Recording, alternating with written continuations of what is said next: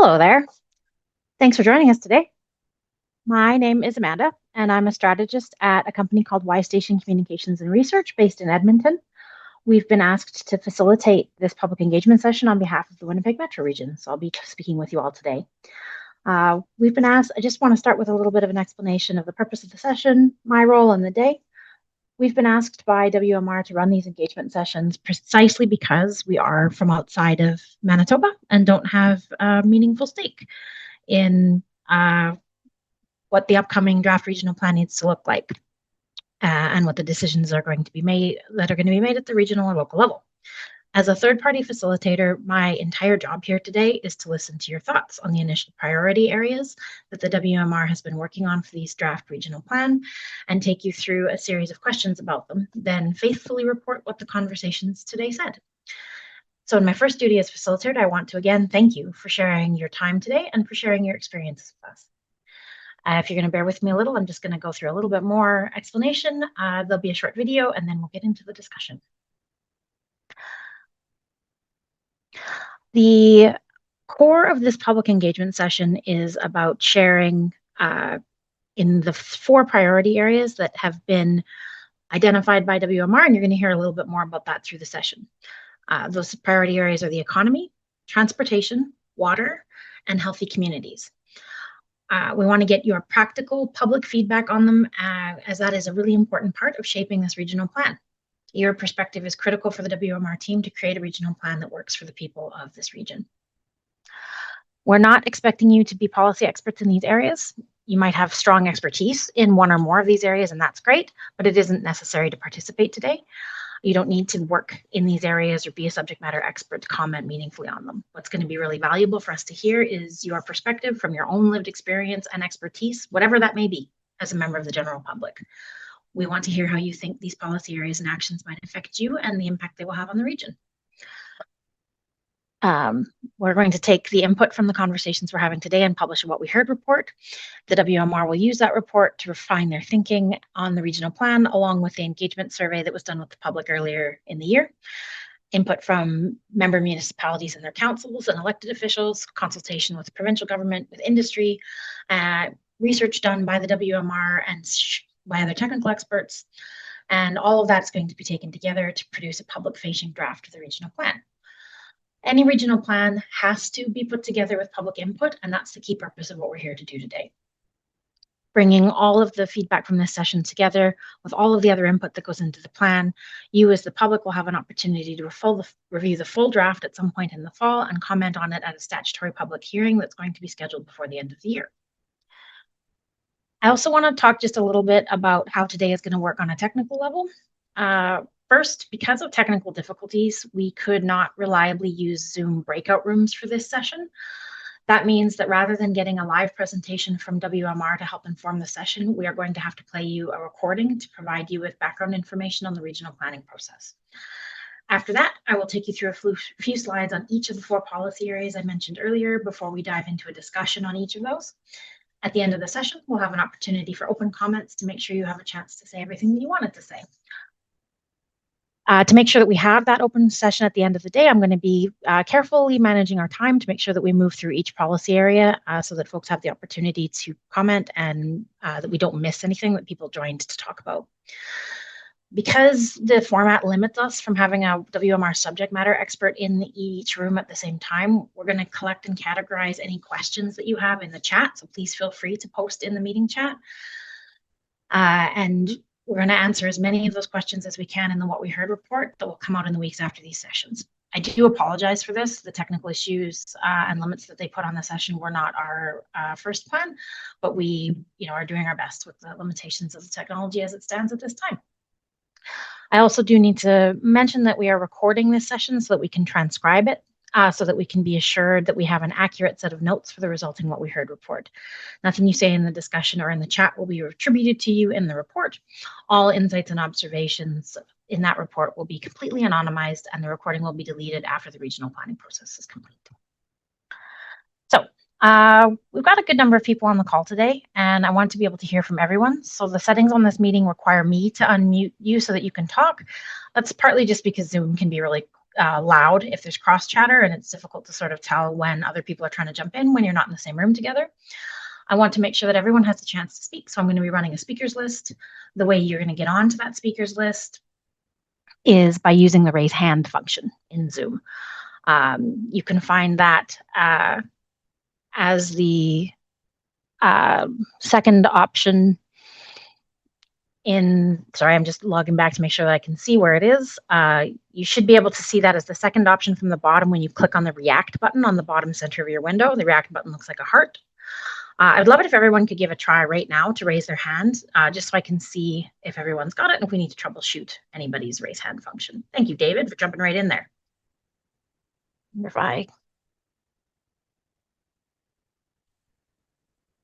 So if you raise hand, it looks like my screen right now with a little hand on the top. Is anyone having trouble with the raise hand? Just post in the chat or...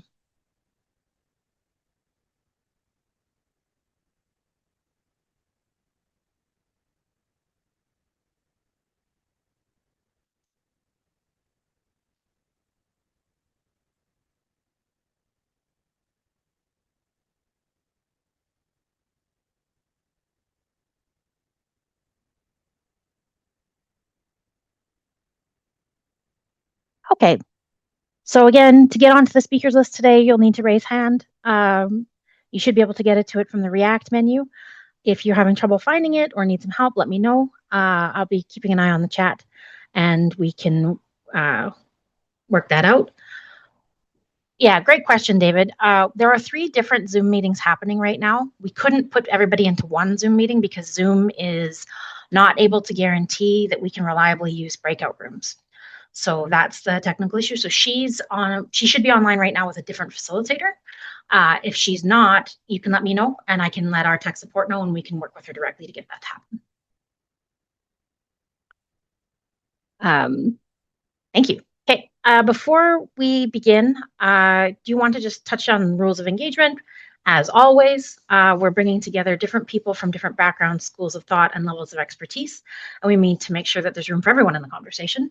We're committed to providing a welcoming environment where participants can share perspectives freely, and we just ask that everyone work with me to treat one another with dignity, even in disagreement. As a facilitator, I want to hear from you. I want to hear everyone's perspectives, but I'm not going to have any tolerance today for abusive, discriminatory, or harassing behavior. Participants who engage in that behavior will be warned, and if the behavior persists, will be removed from the session. I don't think that's going to happen today, but I say this in all of the conversations I facilitate just to make sure that we all have the same information. Okay, so we're almost going to get into the discussion. I'm going to begin by playing a short video from the WMR to provide you with background about what the regional plan is, what it's intended to accomplish, what the limits of it are, why we have regional plans at all, and some additional background information about what we're here to talk about today. If you have any observations, questions, or comments about that, please feel free to post them in the chat while we are discussing. And I'm just going to get that video rolling right now.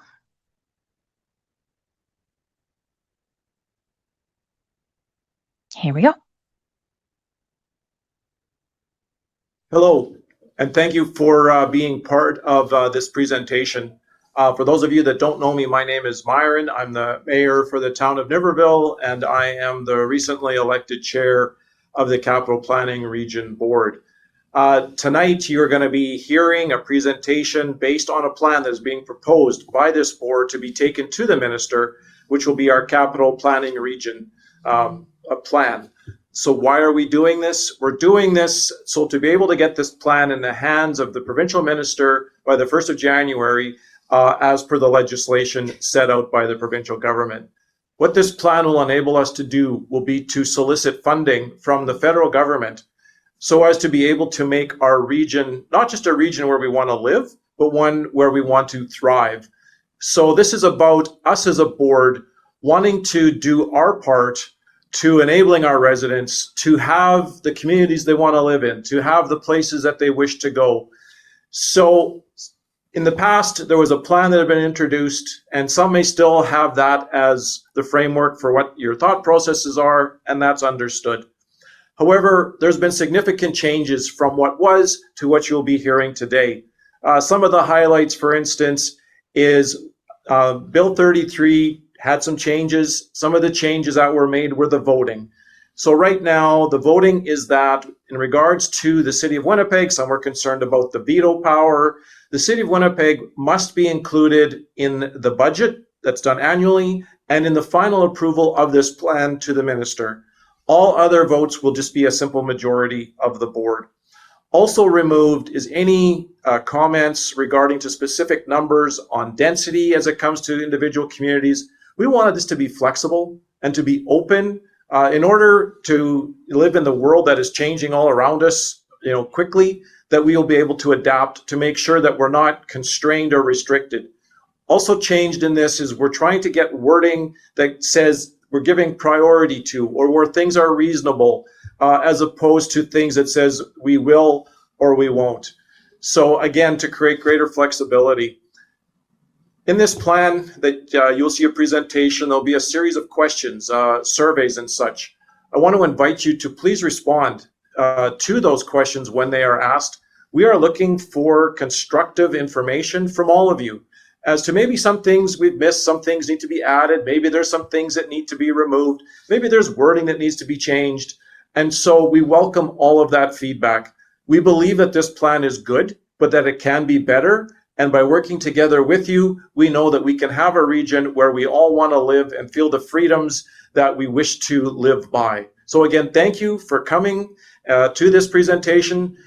We welcome you to it, and we look forward to hearing from you. Thank you. So welcome everyone, and thank you for joining today's open house on a draft regional plan. We're pleased to be sharing the result of extensive work over the past year to develop a clear, focused new plan for the region. I'm the Executive Director for the Winnipeg Metropolitan Region, and before we pass you on to facilitate this discussion where we'll ask you for your input, I'm going to provide you some background information on the WMR and the regional planning process. So let's start by spending a few minutes talking about who the Capital Planning Region is. This will help give some context to the work that you'll be discussing later today. The Capital Planning Region was created by the Province of Manitoba through the Planning Act. This means it is formally established in law to support planning across the region. We operate as the Winnipeg Metropolitan Region, so you may hear both names used interchangeably. The region brings together member municipalities to work on shared priorities such as growth, infrastructure, and long-term planning. Regulations also guide how the region operates. These outline how decisions are made, as well as the rules and processes the region follows. Overall, the region's role is to support coordinated planning across communities, while each member municipality maintains its own local decision-making authority. Our mandate is set in provincial legislation. In simple terms, our role is to support economic and social development by improving how land use and infrastructure are planned and coordinated across the region. Some of the key ways we do this are by adopting a regional plan, by supporting planning for infrastructure and services, and by working with member municipalities on shared planning issues. Overall, the region's role is to support coordinated planning across municipal boundaries, while each municipality continues to make its own local decisions. The region is made up of member municipalities from across the capital region, including the City of Winnipeg and surrounding rural municipalities. These municipalities are represented on the WMR board, which helps guide the region's work and decision-making.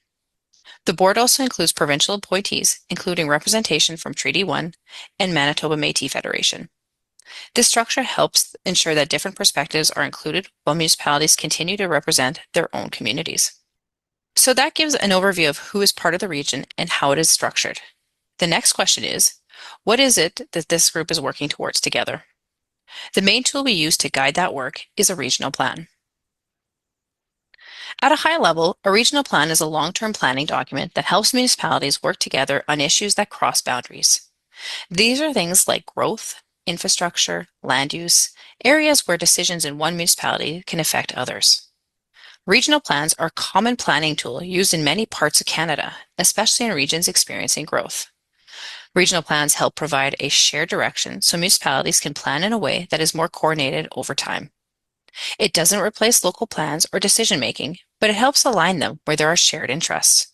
A regional plan provides a shared roadmap for land use, infrastructure, and servicing, so municipalities can plan in a way that is more coordinated, but still make important decisions locally.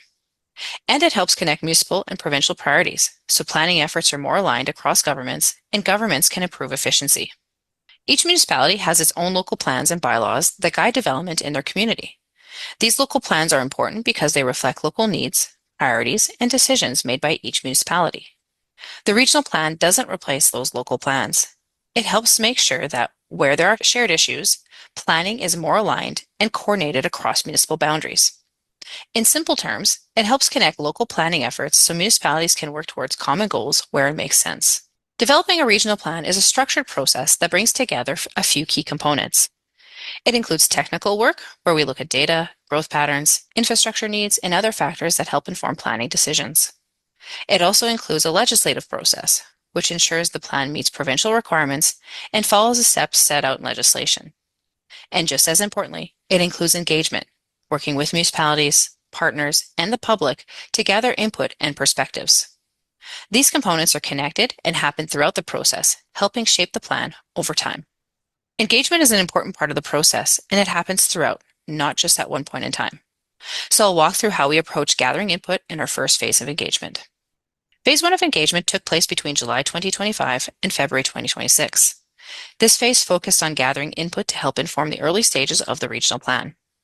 It included working with a range of participants, including the province, municipal councils, administrations, and planners, as well as community and industry stakeholders. Members of the public were asked to provide input through a survey that was shared online in late 2025. The goal of this phase was to bring together different perspectives to help identify key challenges, priorities, and opportunities across the region. And now I'll shift into a high-level overview of the regional plan, focusing on overall direction and key areas of focus. The regional plan is organized around a set of key priority areas for the region. These areas reflect themes identified through board direction and informed by what we heard through engagement. They are designed to be flexible so they can support regional coordination while still allowing municipalities to make decisions that reflect their local needs. Each area points to a key part of the region, including economic growth, how people and goods move across the region, water and watershed health, and healthy, resilient communities. Together, they provide a clear and practical structure, helping focus the areas that matter most across the region.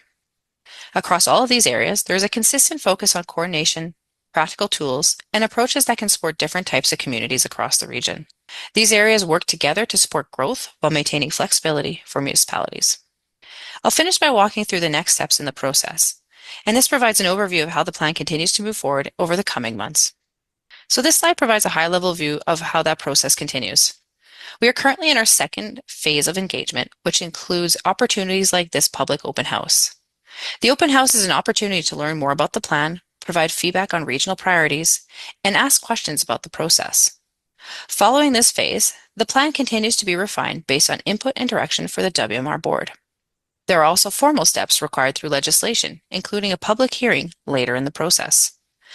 The public hearing is a separate step where members of the public can formally present their views to the board before any decisions are made. So while we are in an important engagement phase now, there will continue to be opportunities for input as that process moves forward.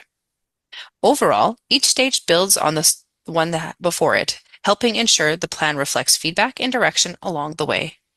This is an ongoing process, and your input helps shape the plan to continue to evolve. So with that, I'll pass it over to our moderators to facilitate the discussion.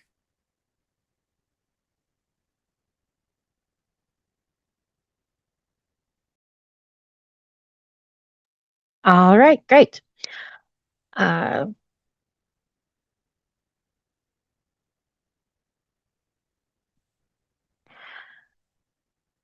Thank you, everyone. Now we're going to jump into the policy areas, and I'm just going to share screen over to a different file so that the video comes down because it seems to be sticking on my end. Apologies for that.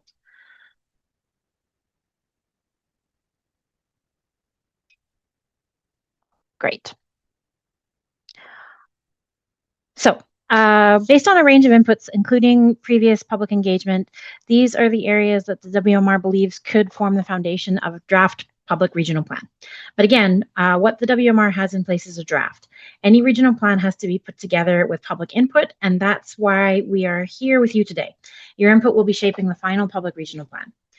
I'm going to give a very brief overview of the four major public policy areas one by one that Natalie touched, or that the executive director touched on in the video, and then take you through the same set of questions on each one. I'm going to take a few minutes at the front of each policy area to walk you through them. Some quick notes on what the WMR heard, and then I'll talk about the draft actions and intended outcomes for the area and ask you some questions. The same questions are going to be asked in each section, but on different topics. And I will leave the actions and outcomes up while we talk. I want to just be clear that I didn't work directly with WMR to develop the substance of these policy areas, and I'm not an expert in them. I have some information, but pretty limited nuanced information. So if you have deep questions about them, please post them in the chat, and we'll do our best to make sure they're addressed in the What We Heard report. Or we will also provide an email that you can reach out to the WMR directly, and they'll do your best to answer questions. And we'll also be capturing those questions to include in the What We Heard report. So that's the email is just posted in the chat there. And that email is openhouse2026@wmregionca. So first policy area we're going to look at today is a growing and innovative economy. This was a consistent priority that came through in engagement and is an important part of the overall direction of the plan. It focuses on key areas that support economic activity across the region, including land, infrastructure, and partnerships. We heard pretty consistently through the engagements that infrastructure and servicing are foundational to growth, which means we need reliable, coordinated infrastructure, which is critical to attracting investment and enabling development. We also heard that the plan needed to look at opportunities to strengthen regional alignment. Greater coordination across municipalities can support competitiveness and growth, and that there was a need for additional serviced employment land, so opportunities to increase the supply of investment-ready, fully serviced industrial and employment lands in the region. We also heard that protecting agricultural land and key resources is foundational. Growth can be balanced with safeguarding long-term economic assets like farmland and mineral resources, and that strong partnerships will support economic growth. Collaboration across municipalities, Indigenous nations, and other partners supports shared prosperity.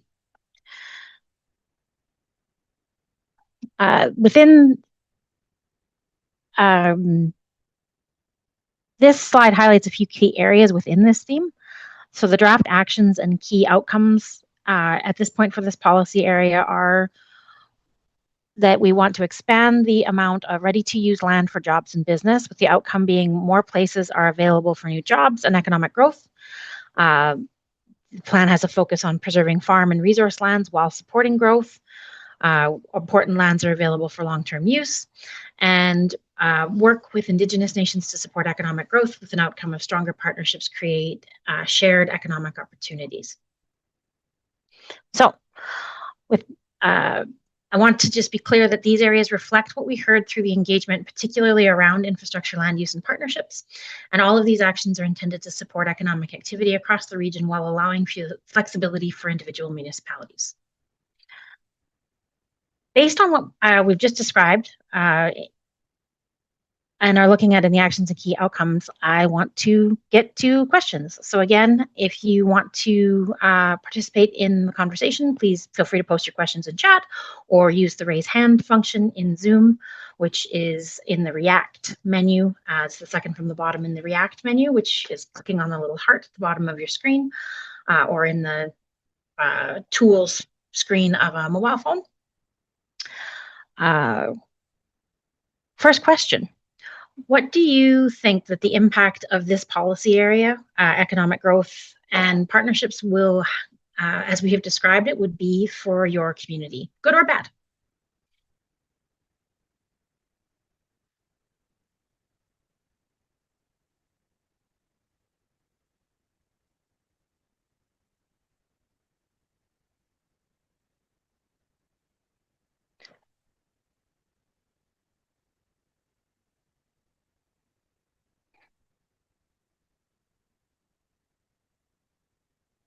Go ahead.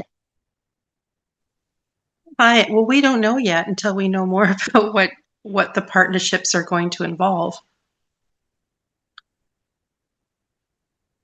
Okay, can you expand a little bit on what you're looking for there?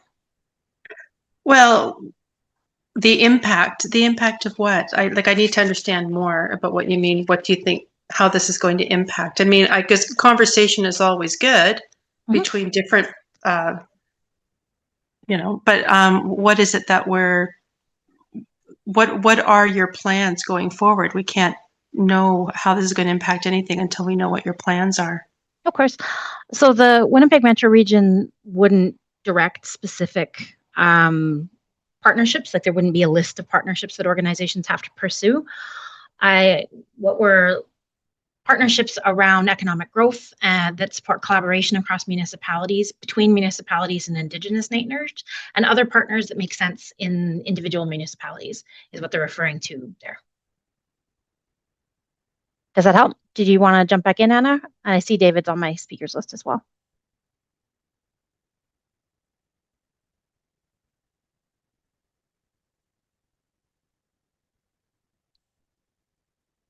Okay, I'm just gonna there we go. Hi. Hi. Yes, I guess I had two comments. One is that Canada, other than different rates of immigration, which does cause growth everywhere in Canada, but other than that, the economy was not changing very fast. In the past year and a half, there seemed to be big changes.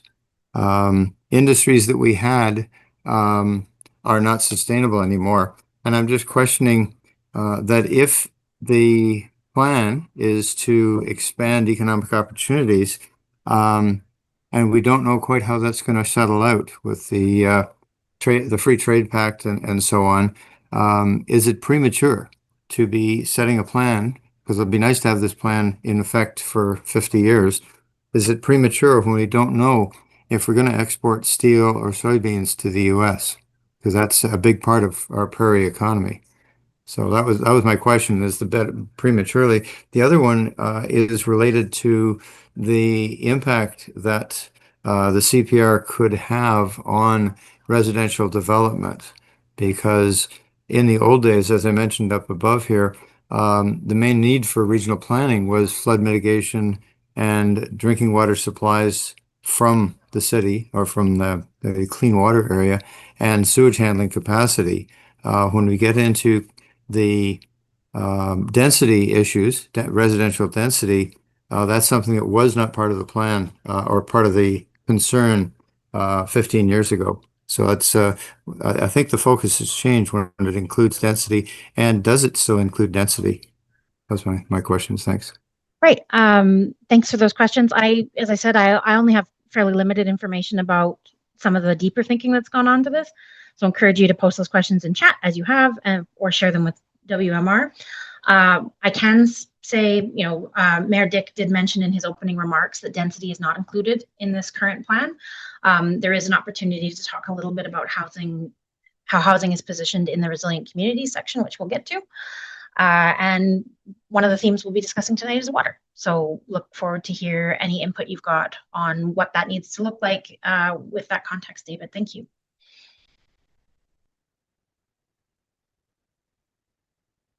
Does anyone else have anything they'd like to share or perspectives they'd like to add about how this will impact, how economic growth and partnerships will impact your community, or are we ready to hear the next question?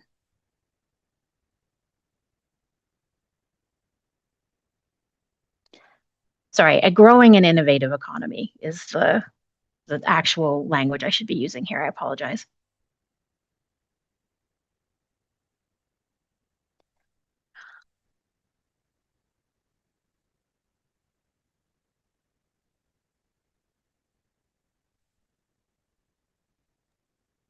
Hi, I do have something actually. Speaking of growing economies, I don't know that immigration is the greatest for growth because we see a lot of immigration basically utilizing resources but not contributing. So, but if we're going to grow within ourselves, I think a good thing would be something I've seen out west is, there's a lot of agricultural space, and having greenhouses, geothermal heating, cooling, all that kind of stuff, and having a greenhouse type economy where we're not bringing in relying on the United States or other places for food, but maybe growing our own through hydroponics or greenhouse agriculture. I think that would bring in a lot of jobs, but also it would create more of that sort of 100-mile economy, so to speak. So that's something I was thinking about. And so a lot of and not expanding the city center into a sprawl. Just stopping the limits and then develop upward, or develop some of the derelict places, like rundown or closed or unused spaces, old buildings that are not being used, old, like, I don't know, I'm just trying to think of something that's closed down and is just sitting derelict, using the space already and then building up rather than creating a sprawl city and into agricultural and natural lands. If we can avoid that, that would be great. So those are just my 2 thoughts. Thanks, Anna. I see someone has changed their name to raised hand to unmute me, so I'm going to send you an ask to unmute prompt, assuming that that's a request. Hi there. Thank you for unmuting me. Can you hear me? I can. Thank you. Yeah. Thanks. I just noticed my question is more on the technical side. I don't have access to the chat, and I don't have access to the ask a question dialog box. I'm connecting from my browser, and I'm just wondering if this Zoom call is set up to only work with like the latest version of Zoom. So I wouldn't be in control of that. Zoom runs that issue for us. I will reach out to our tech support and see if I can get him in here to kind of talk through what the problem is, because it looks like there's at least one other person who has the same issue. Yeah, you should be able. We don't have the Q&A box enabled. It's just chat.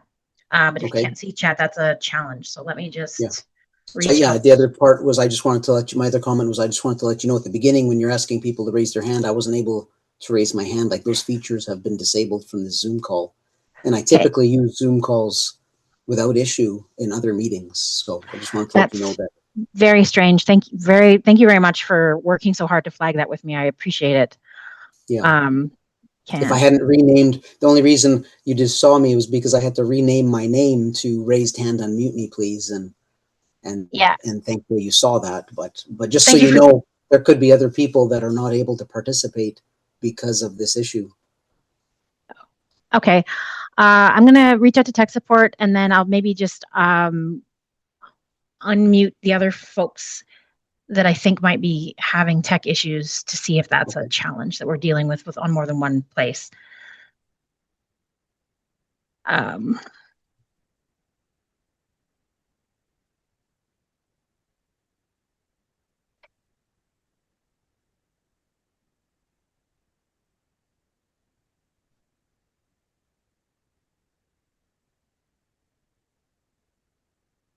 Just going to pick someone who's been on from the beginning. Beverly, I don't want to put you on the spot, but I'm going to ask you to unmute just to check and see if we're only having this isolated tech issue or if it's affecting some other folks on the call. So you're going to get that request just now. Our specialty with beta glucan, and what happened? Okay, yeah, you've just unmuted me. I have. Yes. I can mute. But I can't raise my hand or anything. I don't have anything like that or give a reaction. Okay, are you logged in on a computer or on a phone? I am on a desktop.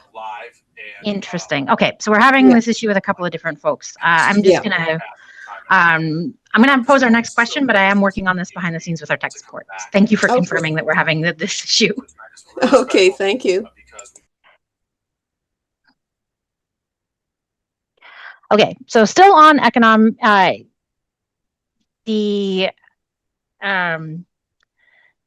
growing an innovative economy. The first question I asked was, what impacts do you see? The second question I'm going to ask is, what do you think needs to be emphasized or changed in a regional plan that has this theme, these actions, and key outcomes in it?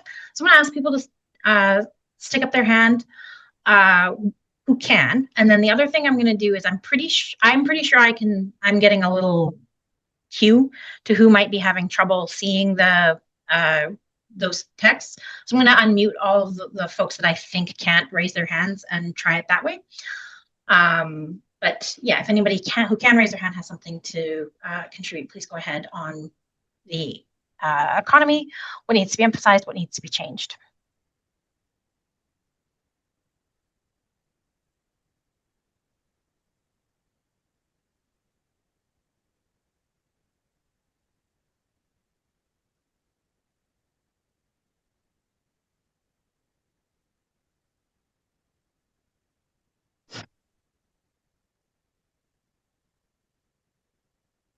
Who is the main contributor? You're unmuted, so you can go ahead and jump in.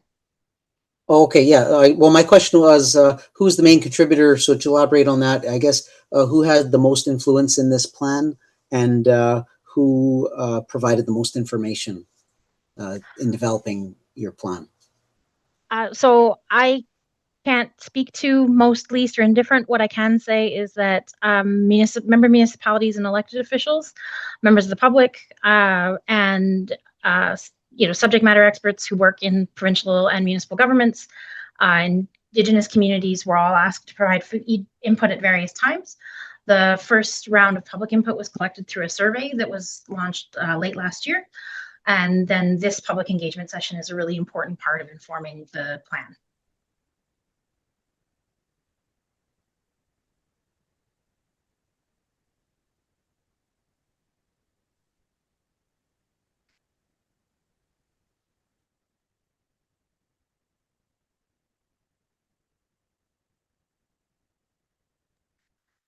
Can we have access to that survey and fill it in if we hadn't yet?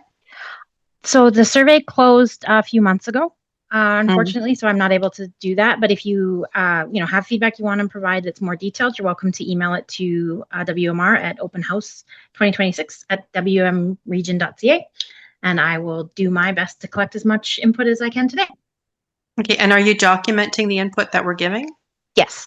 Okay. Anything that's spoken or chatted today, like posted in chat today, is being captured and will be informing the analysis of a What We Heard report that will be released later this year. Right. So the business portion of having those greenhouses and all that. One of the other things, it would be good to have a community resource project where people learn to be self-sufficient, victory gardening and all that, because with the food crises that are coming, especially with things being interrupted, as we see, with the States and other places, it would be good to be more self-reliant that way. And I think it's something that can be taught right from childhood up into adulthood, and getting people to bring back the victory garden and more self-sufficiency that way as well. Great. Thank you, Anna. While we've been chatting, I've just been going back and forth with tech support, and we are having trouble diagnosing the issue that folks are having around logging in through the browser. It seems like it might be an issue between the app browser and the app, which is not super helpful. So what I'm going to do is I'm going to change the structure of the meeting so that participants can unmute themselves. And basically, I'll be watching to see if your microphone changes from red to gray on my end, and then I will say your display name as it appears, and that'll be your cue to speak. And hopefully we can manage it that way so that everyone has an opportunity to participate.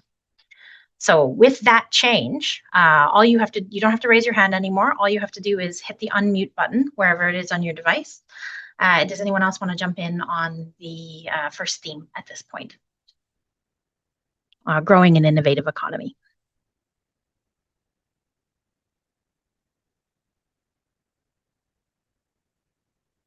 Apartment blocks popping up everywhere that Yes. people in Niverville wouldn't be allowed to build.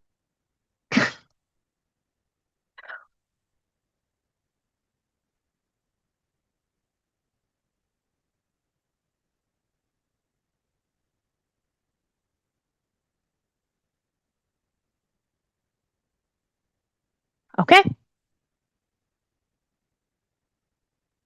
Since I'm not seeing microphones popping right now, everyone's still should have the ability to unmute themselves now.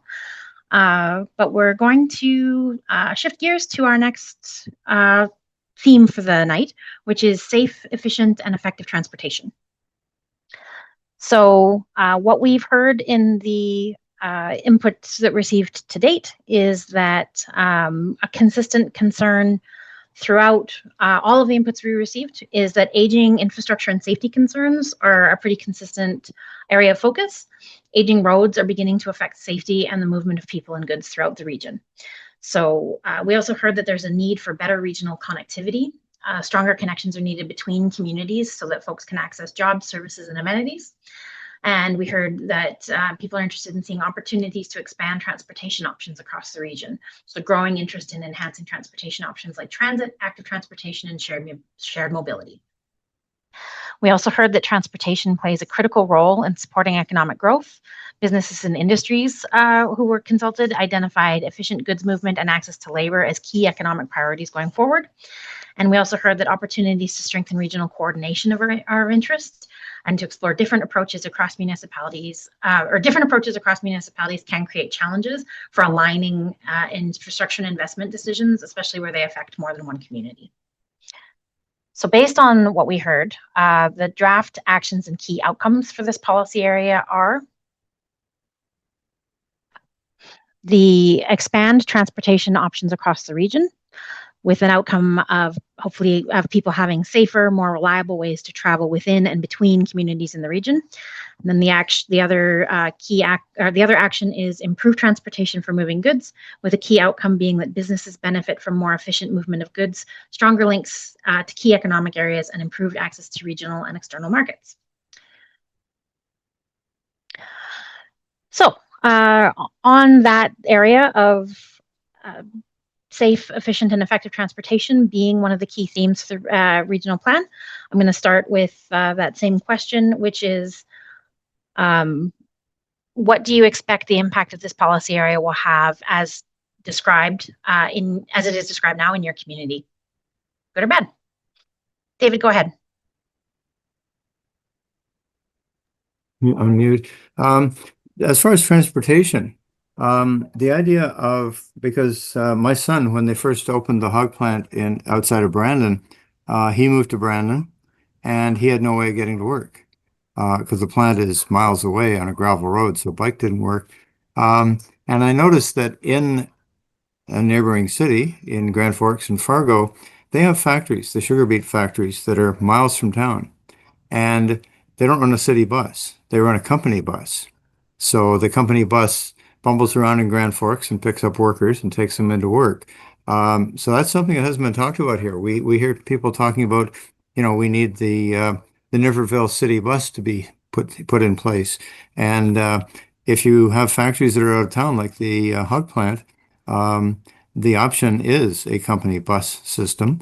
And the idea of city transit is not that effective in that it tends, in a small center, it tends to run empty so much at the time that it's not fuel efficient.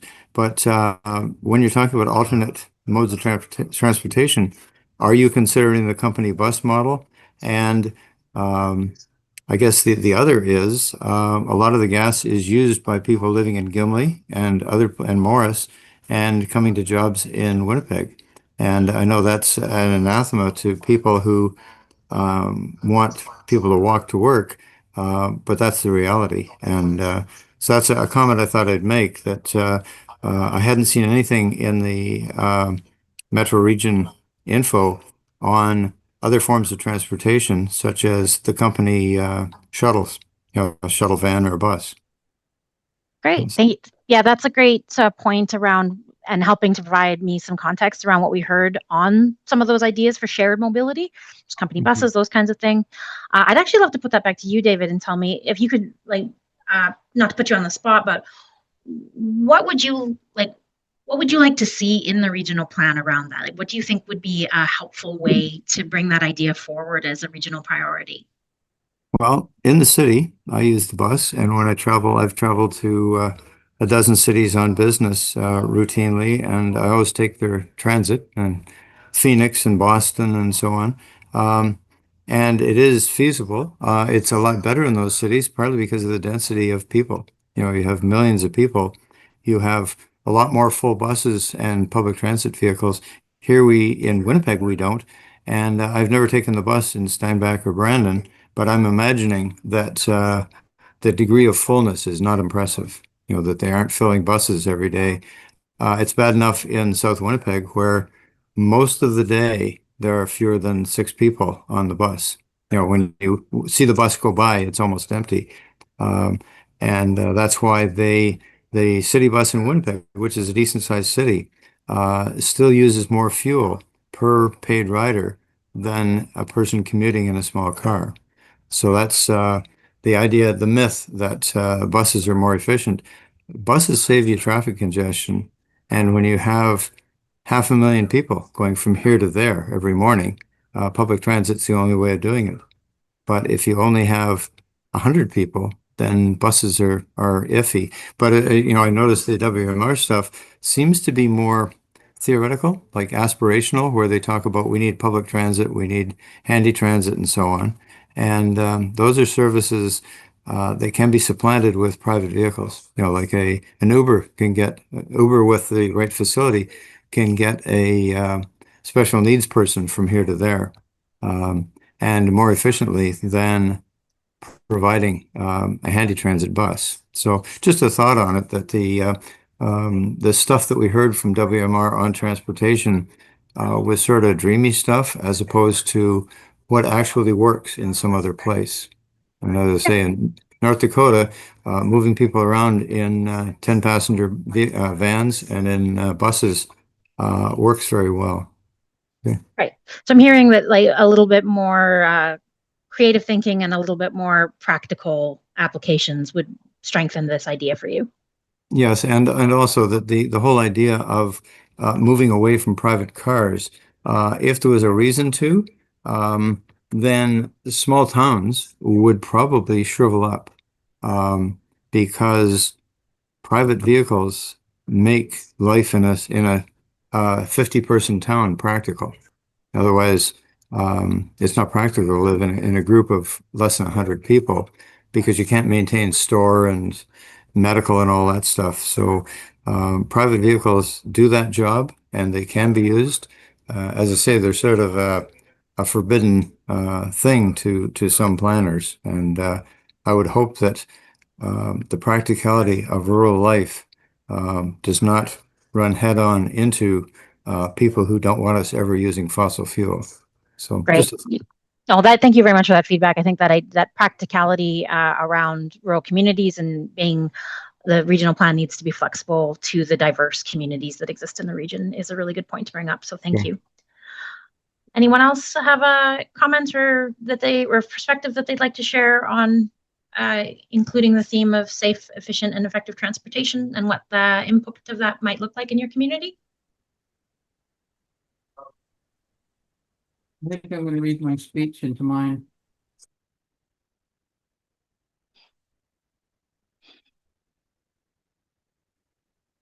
So again, you should be able to unmute yourself at this point, and I see Pierre has found the button. Thank you.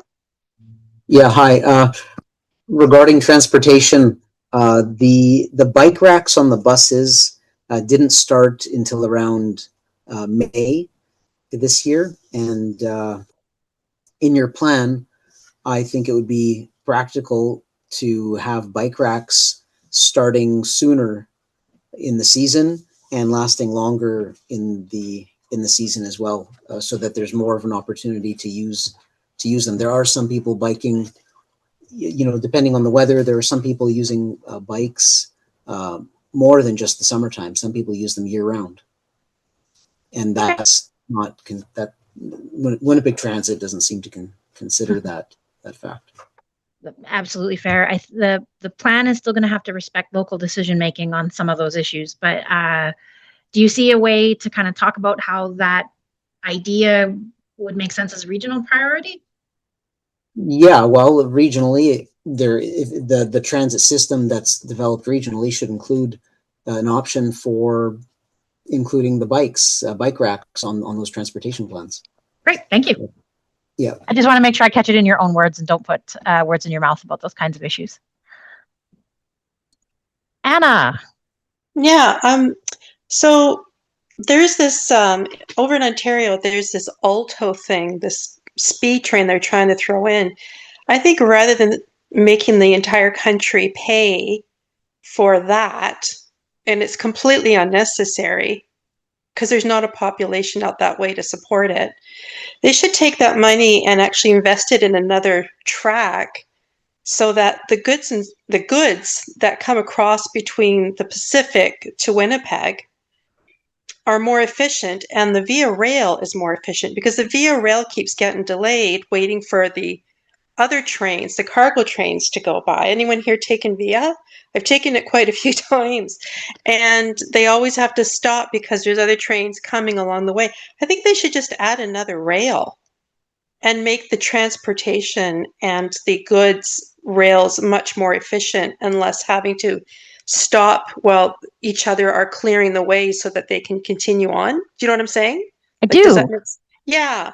Yeah, screw Alto. Get that out of the get that. Well, why should everyone else pay for that stupid rail that doesn't even have a population to support it? They actually stopped Go and Via up in those regions and took the rails out because there's just not the population. And now they want to like take all our money and spend it on that. So if you live up in friggin' the Yukon, you're still paying for something you're never going to use. Put the rail in across from the Pacific to Winnipeg, and Right. get that Via Rail. Everything kind of stops at Winnipeg and then continues on east or goes west, depending on which way you're going. Get the another rail in there and make it a lot more efficient to move people and goods across the entire country from there. Shouldn't just be a Winnipeg thing, but it's just that Via. I think Via's head office is in Winnipeg, isn't it? Anyways, I don't know. yeah, I believe so. I know it's the junction where everyone gets off after their 4-day trip across or 3-day trip across, and they Mhm. switch up all the for Via, they switch up all the staff at that point. I think a lot of them live in Winnipeg. Anyways, I just wanted to point that out. Get Thank rid you. of spending money on ridiculous stuff like Alto. That's the most bonehead waste of money. And it really is just so Carney can throw all his Brookfield homes along the way. Put that money over into between the Winnipeg and Vancouver line I and put a appreciate. rail in there. Yeah, you're Thanks. welcome. No, I appreciate that. I just want to make sure that I'm capturing it, sort of bringing it back to this lens of the Winnipeg metro region. Would it be fair to No, but say that? that is kind of part of it. It Oh is yeah. because the junction ends at you. Yeah, so Oh there you yeah. And go. I'm just wondering if it would be fair to say that you see some potential for including safe and efficient and effective transportation in the regional plan as a way for the region to participate in that national conversation and bring some of that coordination that's good for the region and good for the country. Well, there you go. You just got it. Okay, great. That's what I'm here to do, is just to make sure that I understand and that we capture the feedback that we need to hear to inform the next draft. If folks want to explore the impact of this policy area, you're welcome to, but I'm also just going to shift gears a little bit and ask if anybody's got any perspectives or feedback they want to share on what needs to be emphasized in this theme area, or if anything needs to be changed around how safe, efficient, and effective transportation should be positioned in an upcoming regional plan.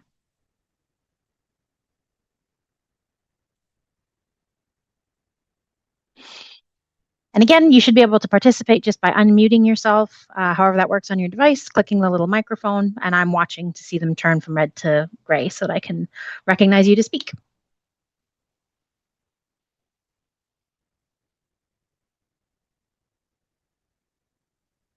And for folks who have access to it, you're welcome to post in the chat. If you have thoughts or questions that you'd like to share, both the chat and our verbal conversation will be captured and considered in the What We Heard report.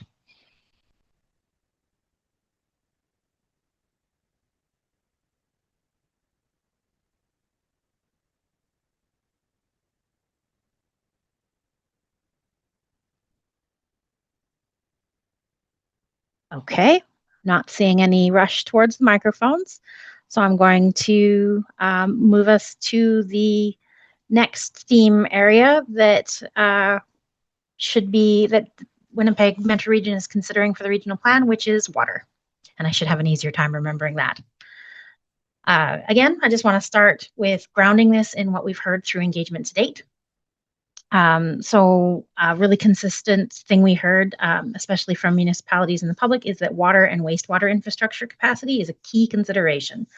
System limitations are beginning to affect growth, development, and investment opportunities throughout the region. We also heard that infrastructure upgrades are being identified across the region. Aging and undersized systems require investment to meet the current and future demand of the communities they serve. Drainage and water management benefit from regional coordination. Decisions in one municipality can have implications across the watershed. So we heard that that's an important consideration. We also heard that watershed health is essential to the long-term sustainability of the water supply, and that protecting wetlands, rivers, and natural systems supports water quality and resilience. And we heard that climate-related pressures are increasing on water systems. Drought, flooding, and extreme weather are creating new challenges that the municipalities in the region need to grapple with. So the draft actions and key outcomes for this policy area are to plan for and support investment in regional water and wastewater systems, with the key outcome identified being infrastructure planning supports current needs and future growth at a regional level. Another action is coordinate regional drainage to support growth and infrastructure decisions, with a key outcome of drainage helps manage flood risk and reduce downstream impacts. The next action is plan for a reliable long-term water supply for the region, with an outcome being that communities have dependable water supply for residents, businesses, and future generations. And the last action is provide watersheds and protect watersheds and the natural environment, with the key outcome being healthier watersheds support water quality and natural systems. So based on what together, these areas reflect the need for a coordinated and long-term approach to water management across the region. What do you expect the impact of water, as we have described it as a theme area, would be on your community?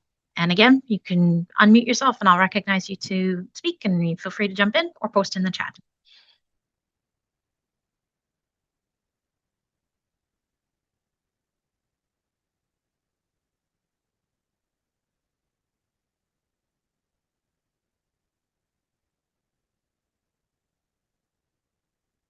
I'm going to go Anna first and then David. What are the policies in the region for cisterns, like home cisterns? I do know down in the drier states, south of here, they do use cisterns as a way of collecting water and putting less pressure on the water table or water resources. I mean, the river just keeps rolling. Really, you could dam it. You can't really stop it. It goes away. It just keeps going. But if you have rooftop capture of water into cisterns, I mean, is that something that's considered in the future going forward, that homes contain those, or new homes being built have cisterns that might be sort of stored underground and not above ground? I think that's what's done down in Arizona and all those places. I think it's a way that they capture their water and supplement their water, you know, with Lake Powell and Lake Mead and all that going down. I think people are looking at that more. Great. Thank you for that. I don't have an answer to that question. I don't have the expertise to comment on it, especially with how diverse the Winnipeg metro region is.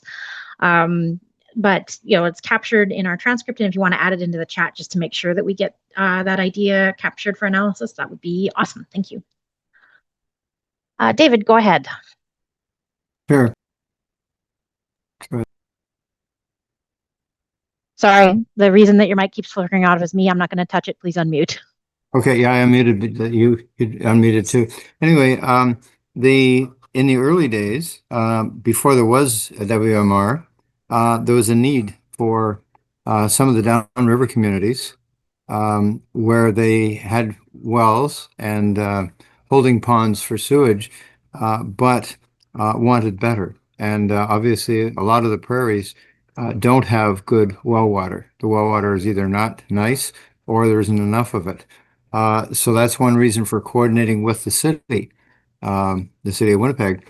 But as far as and there's a need for flood mitigation, as I said, those three issues. As far as drinking water, if Winnipeg has the capacity to do that, that is obviously the best solution. And there was a time when Winnipeg was trying to get everybody to go to low flow toilets so we'd have enough to ship downriver to our neighbors. So that's certainly a need to coordinate potable water supply. As far as sewage treatment, that's something else that it's become more technical. 50 years ago, I was an expert in combined sewer overflow mitigation in Ontario, and that's something that I don't think applies to the other communities because it's easy to take a 1,000-person community and to not have storm and sanitary combined. But as far as the potable water, if it can be shipped from Winnipeg, that's a good thing, if there's enough to justify the pipe. But then you get capacity limitations too. And certainly that's one of the limitations of doubling the size of a rural community is providing the water and sewage capacity. And that's something that the simplest way is to not have them expand. That if the town doesn't have much in the way of industry versus beyond supporting its ag industries, then a well and some holding ponds are enough to handle those services. When you start expanding a town from hundreds to tens of thousands, then you need a better source of water. And if you're 80 kilometers away from the city, it may not be practical to bring it in. And then we get those problems. But certainly the cistern idea, I mean, some of us in the city use rainwater for our gardens, and that's a seasonal thing. If you're going to do it year-round, as the lady just said, you do it underground. So there are those issues. One of the issues people don't appreciate for flooding is that in the old days, like 200 years ago, if they got a bunch of water, it flooded the farmland, and people built the farmhouses on elevation so that when there was a foot of water on their land, the house was okay. When we wall up the rivers, and the Assiniboine is a great example, if you put walls down the side of it, then when something happens, you have a huge torrent of water, hitting Brandon, etc. And a century before, that would have just flooded Saskatchewan fields. So there are the issues of tiling fields too. We tile fields because the field is more productive. We don't lose crops if you drain it with tiles. And once you've tiled the field and put in a 10-foot deep ditch from your field, your rainstorm gets to the Red or Assiniboine way faster than it did a century before. And so that's the big reason that we have more flooding problems is we channelize the water and we drain our fields. And those are just the modern way of life, but and it's hard to mitigate. But those are some of the facts that people don't tell you about water. Thank you. Great, thank you. Anyone else have thoughts about the expected impact of this policy area as described in your community? Or if you want to jump ahead, we can absolutely do that and talk as well about anything that needs to be emphasized or changed.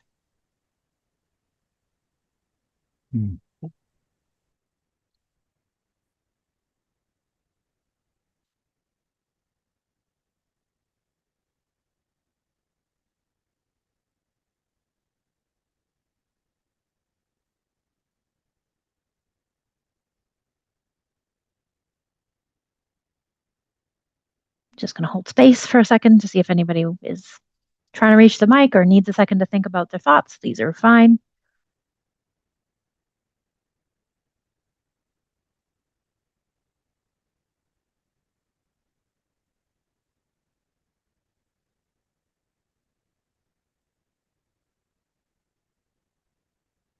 Go ahead, David.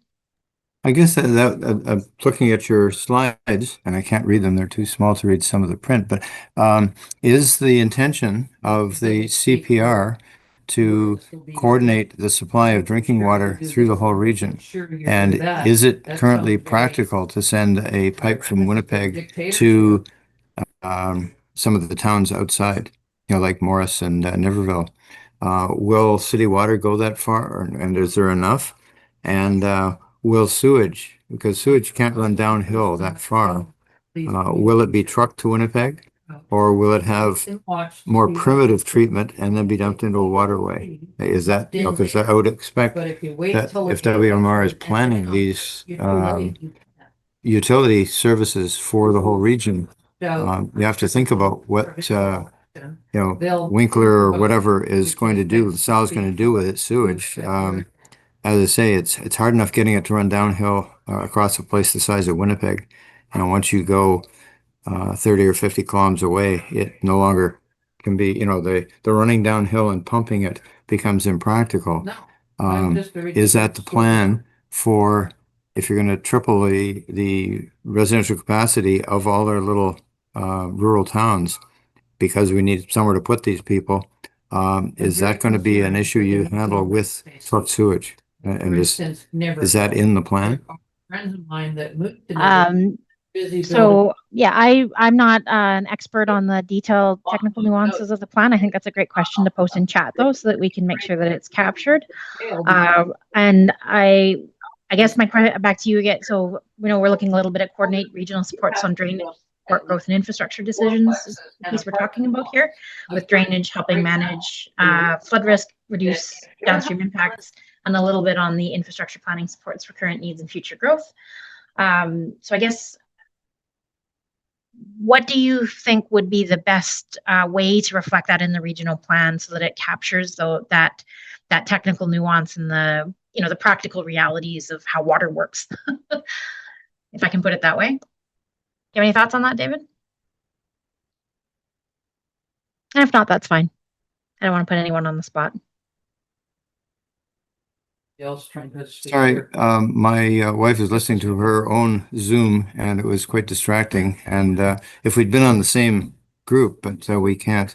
So I missed your question. Sorry, I apologize for the technical difficulties. We would normally do these in one meeting with breakout rooms, but Zoom just couldn't guarantee that we could do that reliably today. Yeah. Which is fun. So my question is just, how would you like to see that technical piece that you just outlined reflected in the regional plan so that it speaks to the practical realities of water and provides the best framework for regional coordination? I guess someone would have to decide whether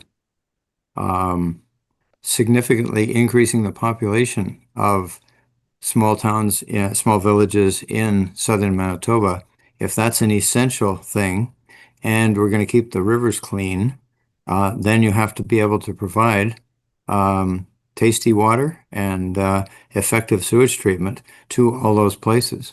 And I would suggest that it probably can't be done locally. By the time you do all that flocculation and treatment of more than happens in a pond, and by the time you take well water and purify it, reverse osmosis and so on, you've increased the cost of being in that town.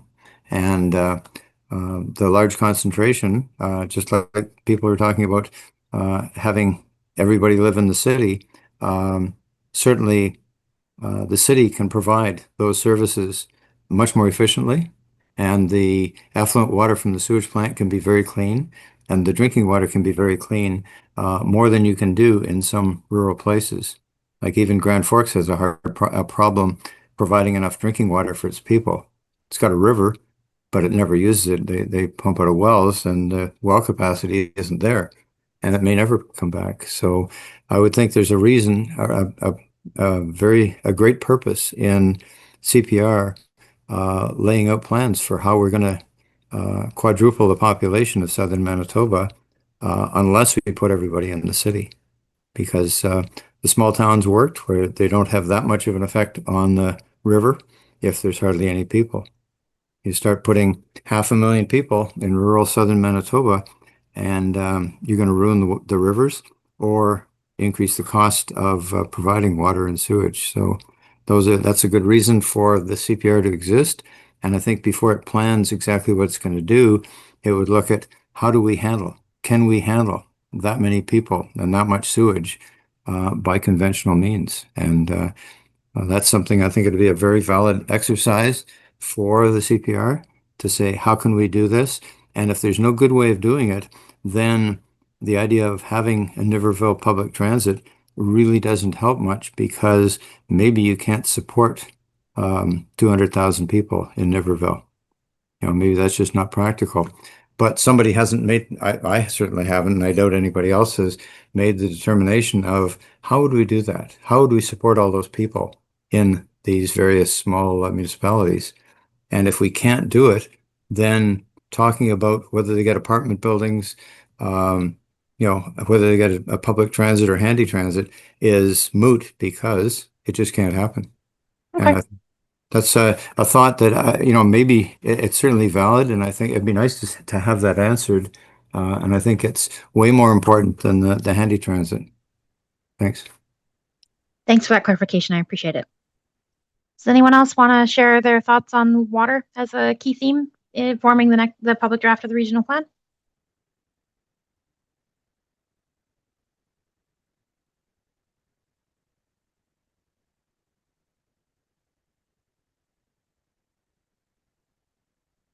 Hi. Go ahead, Pierre. Yes, regarding water, my comment is that in the regional plan, well water, existing wells should be maintained and allowed. Okay, make sure that the regional plan doesn't allows for local wells. Yes, absolutely, yeah. Just to make sure that we have context when we're doing analysis, could you tell me a little bit about why that's important to you? Well, because access to water is a fundamental human right, and it shouldn't be restricted by any law, policy, or regional plan. Great, thank you.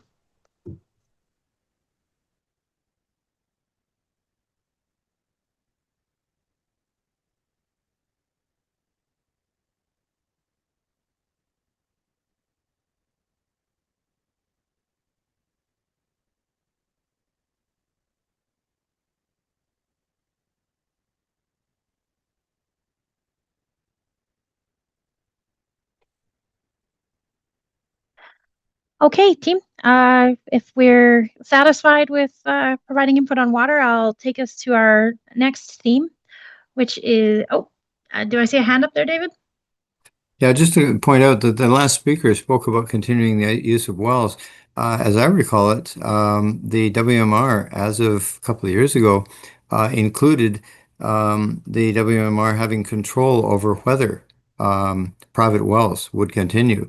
And if the well was not seen as in the public interest, even if it's private. So if you got a group of 1 or 10 houses and they're depending on a well, they want to keep that going, but the early WMR said, no, we might stop that. So that's why it becomes a relevant question and a valid one by that last speaker. Thank you for that context and feedback. Yeah, this regional plan is a reset from previous documents. So we're starting grounded on what we heard over the last year and what we're hearing tonight. So appreciate people putting that idea on the radar and making sure that we recognize how important it is going forward. Anna, go ahead. What is the policies, or what are the strategies about reducing the amount of effluent or things that are going into effluent that needs to be filtered and so on? Are there any initiatives to try and reduce what goes into the toilets and out? Like, I mean, for fear of sounding silly, but I'm going to do it anyways. Like, should people maybe consider less toilet paper and more bideting? Should people consider not letting tampons go down the toilet? Like, things like that. Ways of trying to manage the amount of effluent and its contents going out. I mean, we know that we have biological needs, but do we need to use certain, are there certain shampoos and things like that? Because, people rely on the water downstream, and it's a big city and there's a lot of effluent. And so just wondering, can we find ways going forward in reducing the amount of chemicals and matter that are going into the sewage system? Great. Yeah, you've got great questions for me tonight, Anna, but I don't have the expertise on what's actually in play in the region right now, and I don't want to misinform you. But it sounds to me like that is something important, like you'd like to see the WMR consider as part of the approach to managing those downstream impacts is, having that explicit focus on effluent. So we can take that feedback for sure. David, is that hand up again? Yeah, I dropped it just so it would look new. That's one issue for the city because the city's in a position where it produces an awful lot of effluent and has an awful lot of shampoo in the water, but it has the technology to remove some of those things.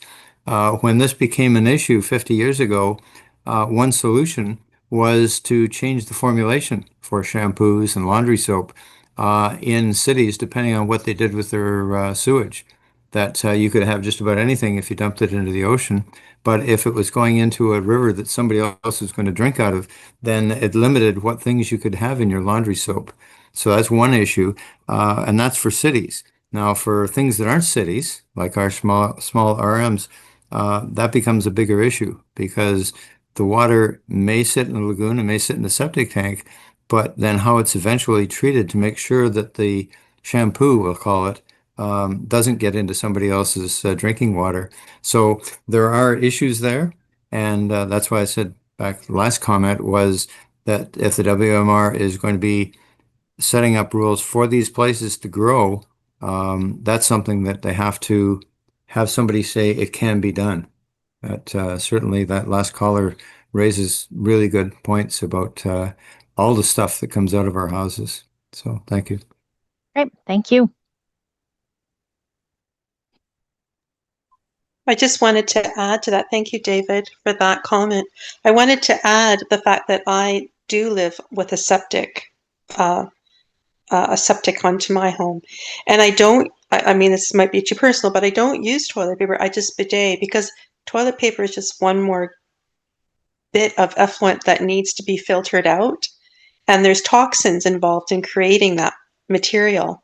And that goes into the water supply. And if that gets somehow down the stream to other people's drinking water in towns down the way, it is a problem. So we may want to change our hygiene habits, but we also may want to change the chemicals that we do use in household stuff. Do we need to use such caustic chemicals to clean our toilets and all that? I know it's all potty talk, sorry. But it's important. It's important. It's important to the fish, and it's important to the people drinking the water downstream. And it's a big city, so a lot's coming out. So yeah, thank you. Great. So I'm hearing that there's a pretty clear need for the perspective being shared is that there's a pretty clear need for the region to have some conversations about effluent and downstream impacts. Especially if you're talking about growth. If you're planning on population growth, it's all that more important. Yes. Thank you. Thank you for that clarification, especially if there's growth. Yeah. David? Well, I guess the other aspect of that is we've got some new neighbors. They recent arrival, well, not recent arrivals in Canada in the last few years, and they still can't get the blue box thing right. We end up having to take them out to the curb because they can't remember when Wednesday is. And so there's a lot of education that isn't happening. And I can imagine that if we have 100,000 people who in Winnipeg who have recently arrived and half of them can't get it right either, that's an issue. What the lady said about the toilet paper and all that stuff, you sort of have to legislate it in what's available to people. And even then expect that 10 or 20% of us are going to get it wrong. So that's not a WMR thing. That's a city thing and a provincial thing. But it does point out that if Winnipeg is going to grow by 40% in the next 20 years, and if other little towns are, we have to be prepared to do that stuff. And once again, it'd be nice if the WMR had plans. And if they realize, talking to experts, that you can't clean up the water from another 200,000 people outside the city, then there's a good reason to not drastically increase the population there. So again, the same theme, but the toilet paper is certainly one of the many.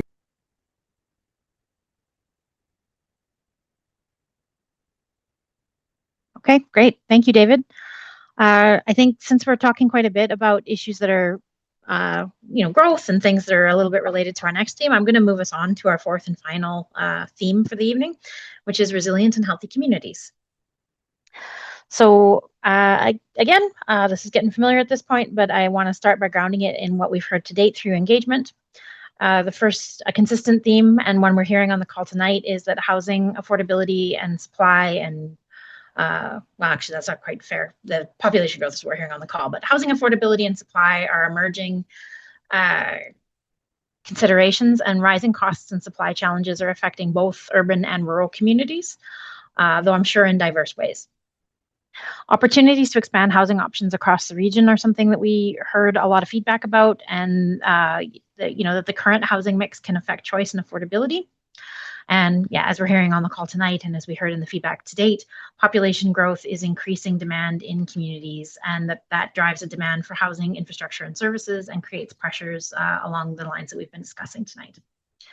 We also heard that access to services and amenities varies across the region, and that there's a growing interest in improving access to services, green spaces, and community infrastructure where it makes sense for local priorities. And then we also heard that extreme weather and emergency-related pressures are increasing, including flooding, drought, and extreme weather, which are creating new challenges for communities. So based on what we heard and where the region is headed, the actions and key outcomes that are currently in the draft set of themes are action 1 is to support a range of housing options to meet local needs, with the key outcome being communities have more flexibility to plan and deliver housing that meets community needs. The second action is improve access to services and amenities through better planning and coordination, with an outcome being residents can more easily reach everyday services, amenities, and community facilities. And the last key action under this area is reduce risk and improve readiness for future challenges, with the key outcome being communities are better prepared to manage flooding, infrastructure pressures, and emergencies. Together, these areas reflect the importance of supporting communities that are livable, connected, and resilient, while allowing flexibility for local priorities and decision-making. So based on how resilient and healthy communities is described in what we just went over, and looking at the key actions and key outcomes, what do you think the impact of resilient and healthy communities, as we've described it here, would be on your community, good or bad? And again, if you want to post in chat or unmute your microphone, I'll call on you just to make sure that we're not talking over each other. But if anyone wants to jump in, please feel free. Anna. Hi, again. We don't need any more monster homes. We need affordable housing. And I think expanding upward rather than sprawling outward might be the best way to deal with a population that is increasing. Again, on land that is sort of derelict, businesses that have closed and are sitting there derelict and, with crumbling pavement and so on, forced to sell or forced to develop one way or another. But if you want to beautify a city while providing housing, I think that's the way to go. I don't think we need 5-bedroom homes for, a 3-person family or 4-person family, let's say. We don't need that anymore. I think that's a waste of space. It's expensive, and it's not fair to people that are looking for housing that can't afford a house like that. So, I mean, if you're trying to dissuade people from coming to that region, that's a great way to do it. But if you are going to be bringing people, you want to have affordable housing. And again, you don't want that sprawl, because it just encroaches all the natural areas and the agriculture areas. I think, are the agricultural areas protected? Are there agricultural zones that are not allowed to be developed in that way? Because I'd hate to see the city limits just sprawl out and expand. So that one, I know that I don't know well enough to answer a question, because those kinds of zoning decisions can be very complex, and I don't want to misinform you. But we did have the first theme that we talked about this evening, which I'm just going to see if I can find quickly, around a growing and innovative economy. We did hear that protecting agricultural land and key resources is foundational, and that growth needs to be balanced with safeguarding long-term economic assets like farmland, green space, and mineral resources. So one of the key actions and outcomes from under the growing and innovative economy idea is preserve farm and resource lands while supporting growth. So thank you for hitting on that and connecting it to how sometimes these ideas overlap and maybe can be organized in different ways. I appreciate that. David, go ahead. Clicking, here we go. That's something that may go beyond the scope of CPR, in that the province would be in a good position to say that we have different grades of agricultural land in Manitoba, and if your land is this or this grade, you can't put residential lots on it, even if they only chew off 5% a year, if you want to preserve that land. Unfortunately, the highest pressure to build accommodation, to build residential, is in our most productive land, which would be Niagara and Toronto and southern BC, southern mainland, like Vancouver. And certainly, if Vancouver is going to pave every bit of Chilliwack, then that's going to harm Canada's ag capacity. If Regina triples in size, it will have less of an impact, but that's a thing that the province could easily do if it wanted. And I would think that's beyond WMR, because whether we lose 100 acres of farmland between Winnipeg and Niverville, or we lose it south of Brandon, it's still lost farmland. So it's a noble thing. But as far as in the city, I think we have builders who, with HAF, have been pressured into multifamily. And I think it looks like there's a good supply of newish multifamily and some single family. But outside, I think the early WMR purpose seemed to be to increase density in all the RMs, making sure that if they doubled in population, they wouldn't chew up a lot of farmland.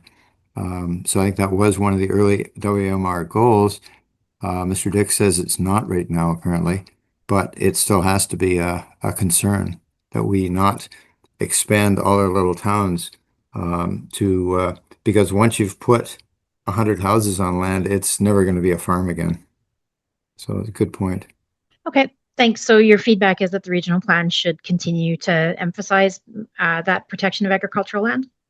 Yes, protection of agricultural land more than density, because you can say that density means you can double the population and not increase your footprint, but just saying no more footprint for all these little towns is something the province could do if it wanted. Might get a bit of feedback, but that would serve the purpose more precisely. Thank you.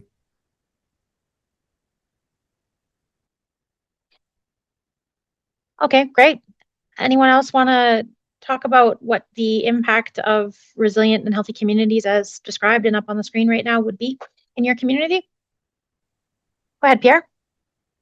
Yeah, I think it's important to note that there is a limit to the capacity of a region for a population, and we can't expect to just keep cramming more and more people into a dense environment. I don't think anybody would be comfortable in a dense environment, and housing is not a right.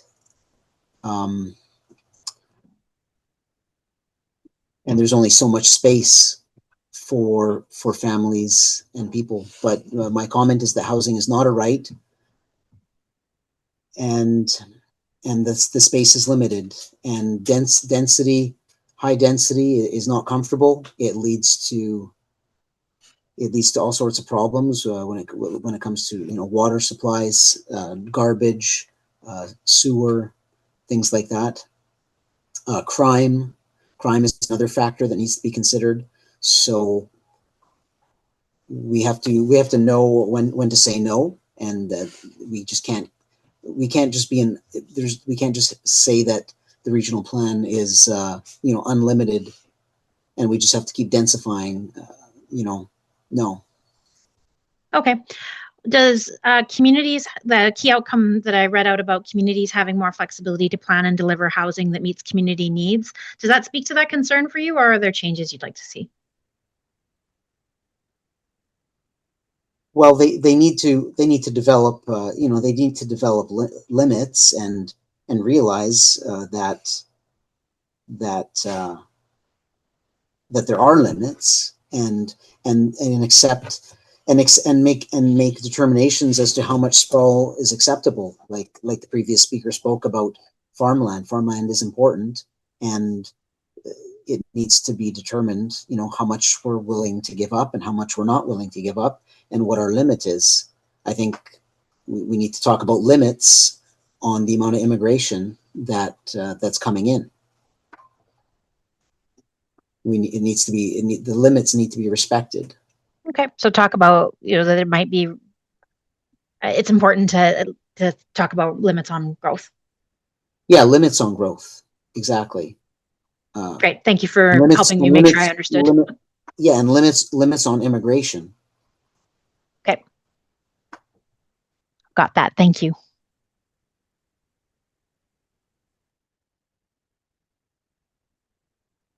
Anyone else? I was just going to say, I agree with you, Pierre. I think that we have to think about crime. Crime is a big one, and assimilation. And if there's a population that's coming in that's not assimilating and crime goes up because of it, then that needs to be limited, right? We have to have people who will assimilate in the prevailing culture of the region.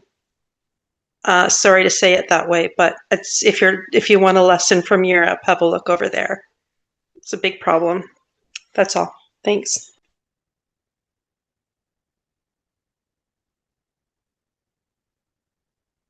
Thank you. I also just want to make sure folks know that I am watching chat, and I see that there's a discussion happening about this issue. But if anybody wants to jump in on audio, you're welcome to. But posting in chat is perfectly acceptable, and those comments will be captured for analysis in the What We Heard report and in the inform the development of the public draft of the regional plan.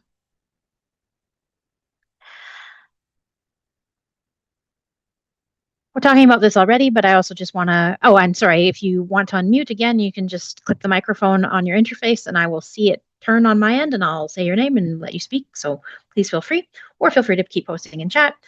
We're talking about this already, but I do want to just make sure the question gets asked. Are there impacts that, or are there pieces that you want to see emphasized or changed in the regional plan framework as it's described here?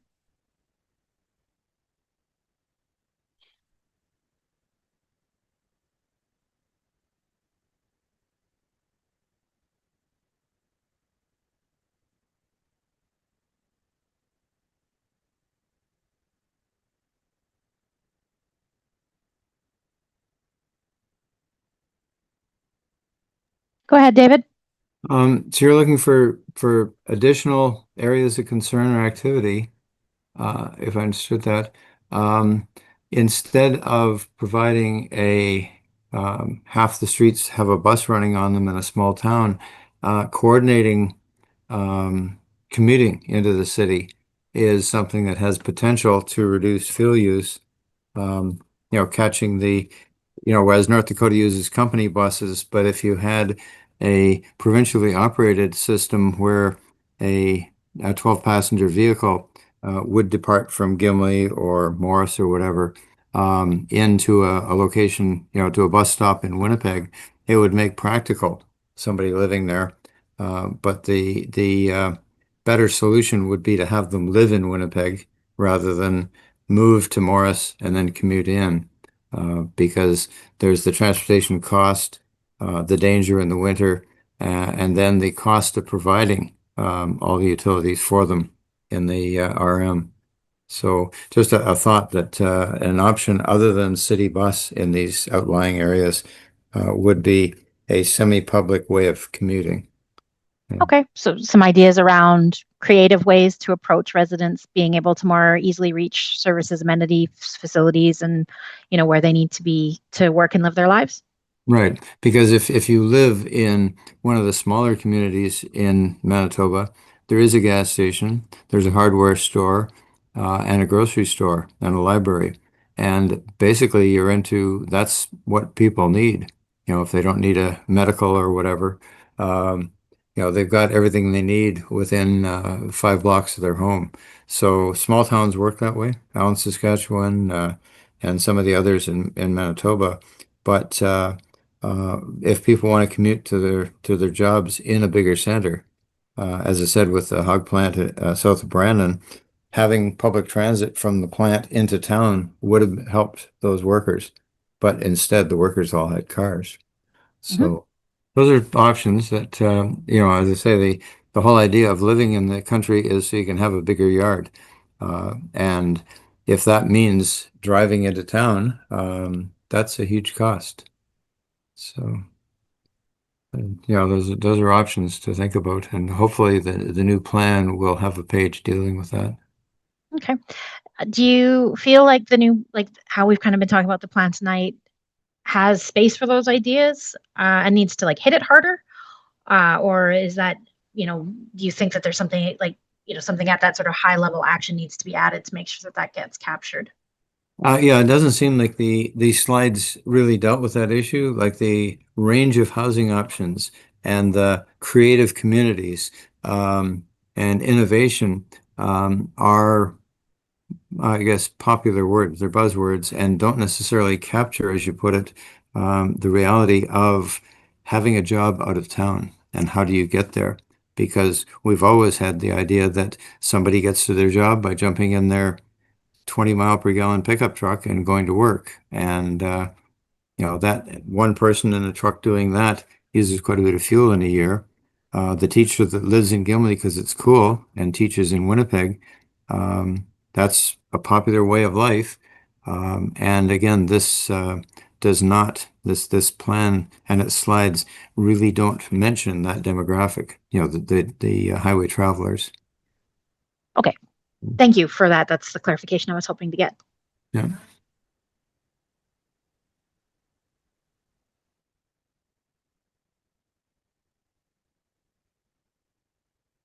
Anyone else wants to jump in on healthy and resilient communities, please feel free.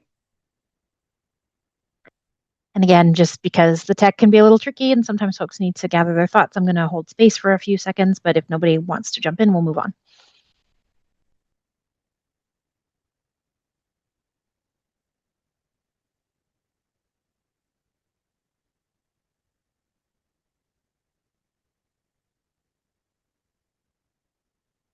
Okay, thank you. I'm going to take the slides down.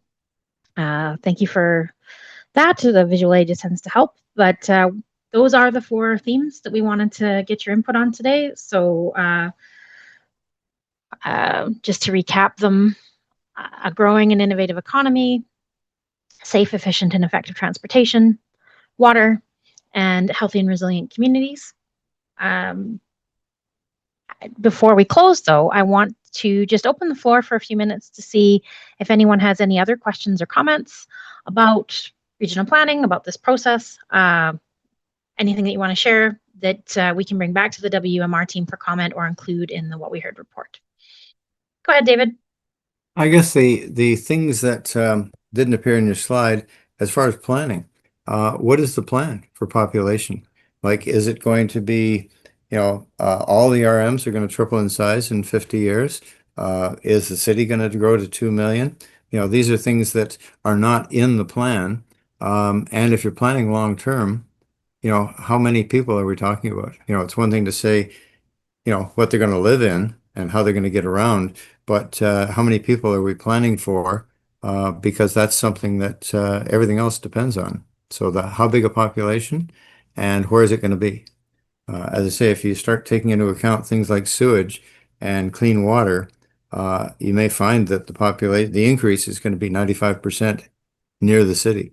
And the Morris maybe has enough people to do the job of supporting that ag community on its own. So you may not need to increase the population of Winkler and so on very significantly, especially if you do it right. If you're cleaning the water that comes out of those houses. So those are things that the long range planning is how many people and where they're going to, what part of the region are they going to live in? Thank you. That's a great question that we can take back to the WMR folks. Yeah. In planning, actually, this is probably more of a business model, but still, beautifying the downtown, beautifying the region. Can we have less corporate stuff all over the place and actually have more mom and pop type stuff? I mean, I'm tired of seeing golden arches and big burger signs and flashing lights and stuff. It just looks so junky, if you don't mind me saying. Having like, I don't know. I just think that I think we need to go back to less corporate garbage in the region and more mom and pop stuff, and employing local kids, local high school kids at a coffee shop or a retired person or something like that. We don't need to have driving down the highway and just seeing ugly signs all over the place, and it just looks like a dog's breakfast. You got a Pizza Hut over here, McDonald's across the street, and it's just signs everywhere, and it's ugly as all get out. So can we beautify things and get rid of all of that? We're not too happy anyways about the quality of food coming out of those places. I really think we should go back to mom and pop. That's all. I don't know if anyone else agrees with me, but I feel strongly about that. I would agree. I think these most small towns, most RMs never had name brand stuff. Yeah, they might have a name brand gas station, but everything else was mom and pop. I mean, I had lunch today at the Grove in Winnipeg, which is not a chain restaurant. And so in the city, in regions of the city, there's still room for small operations, for small places, small businesses. But unfortunately, if you're talking people, dragging people off the highway, putting up something along Highway 1, it sort of has to have that big sign or people won't stop. But in the small towns like rural, they don't need to have that. And I would support that idea. And obviously, if somebody's offering that, hopefully they're staying in business.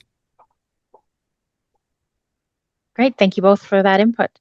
Angela, go ahead. Thank you, Amanda, for your presentation.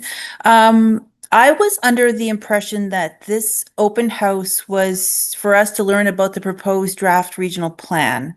And it feels like it was just more questions asked to us and we weren't told what the changes were. We've directed our community members to come to this, and sadly, there's not a lot of people here. And I just feel like the changes that were supposed to be told to us of the changes of what was that everyone was so upset with to what it is now, we haven't given that information to our communities. Okay. We tried to provide some of that in the video message, which will be posted online afterwards.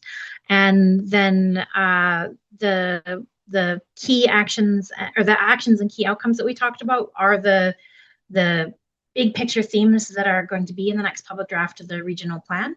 If there are specific things that specific topics where you're really want to understand in detail, if it's in or out compared to previous iterations, I think please feel free to ask those questions and we can take them back to WMR or send them an email at the email I've just posted in the chat. The next steps for the process. So right now, tonight's open house was really supposed to be focused on collecting public input on those themes. So I hope that then that's my apology, Amanda, because I was told by my CAO that it was to learn about the proposed draft regional plan for the capital region and basically ask questions on that. So that's my concern, and I don't think we've given that to our community. I'm a counselor for the arm of Rosser, and that's, I guess, why I'm not on the board, but I'm here to speak to. We were directing people here to get the information so they would know what the draft plan was, and I don't think we've shared that. And that's just my personal opinion, not my council's opinion. I just don't think, like, the veto, a lot of the concerns was the veto vote that the city of Winnipeg had. When is their veto vote? They still have a veto vote. When is that veto vote? Like things like that their community is very concerned about. And I don't think that we gave that to them in this open house. So that's just my opinion. And I truly appreciate, though, your discussion today. Thank you for sharing that opinion. We'll be sure to take that back. I can't speak to the great complexity of some of those issues that you raised, but I do think the video will help a little bit with that. I admit I was frantically trying to solve some IT issues on the back end, so I'm not entirely sure I can repeat exactly what the chair of WMR said in his message, but he did address the veto piece at least. We did have a little bit of information about that, but I hear you, and we'll take those comments back to WMR. Thank you. Sean, go ahead. Yeah, just a quick question. Will like a PDF copy of the presentation be available after this meeting?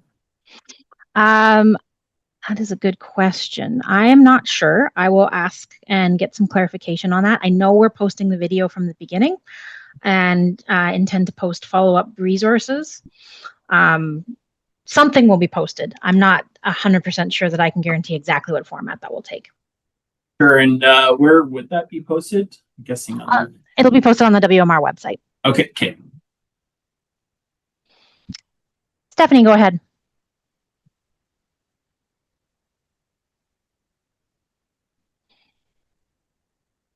Stephanie, I see you're unmuted. I hope you can hear me and feel free to jump in.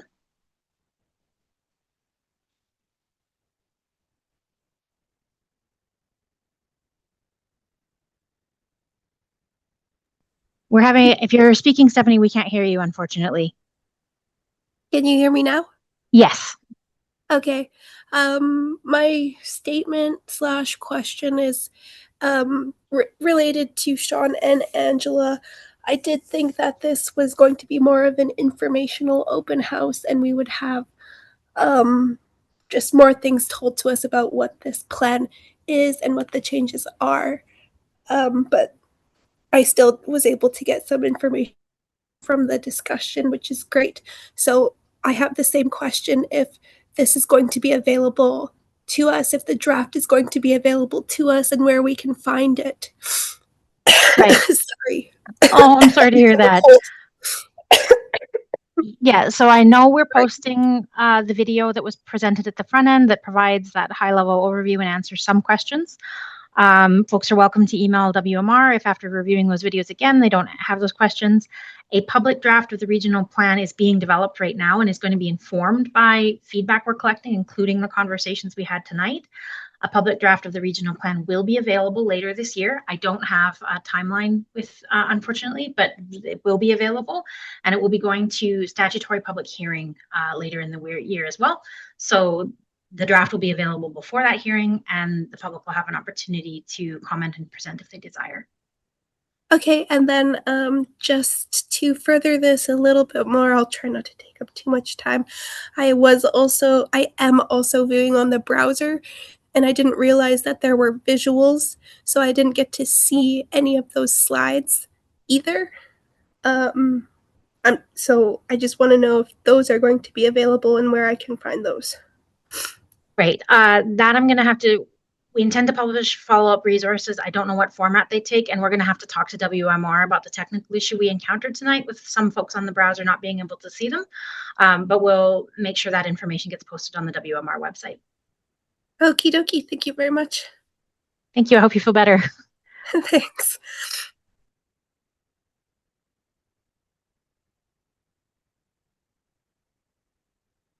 Okay, great. That brings us to the end of the discussion that we were going to have tonight. I want to finish by really sincerely thanking you all for coming tonight and for your patience while we worked through those technical issues. Those are never fun for anyone, and I really appreciate everyone being so kind about that. I want to thank everyone for their time today and for all the perspectives and questions that you shared. It really was helpful, and I appreciated being able to engage in that conversation. We have your email addresses and we'll send updates on the next phases of the process and the progress of what we heard reporting and the drafting of the report as that information becomes available. But otherwise, I just want to say thank you. And this is the end of our conversation. So, feel free to leave the meeting and have a lovely and pleasant evening. Thanks very much. It was fun. I hope we helped you. I always find these helpful. Thank you. Okay. Bye-bye. Bye-bye. Thank you. Thank you very much. You're welcome.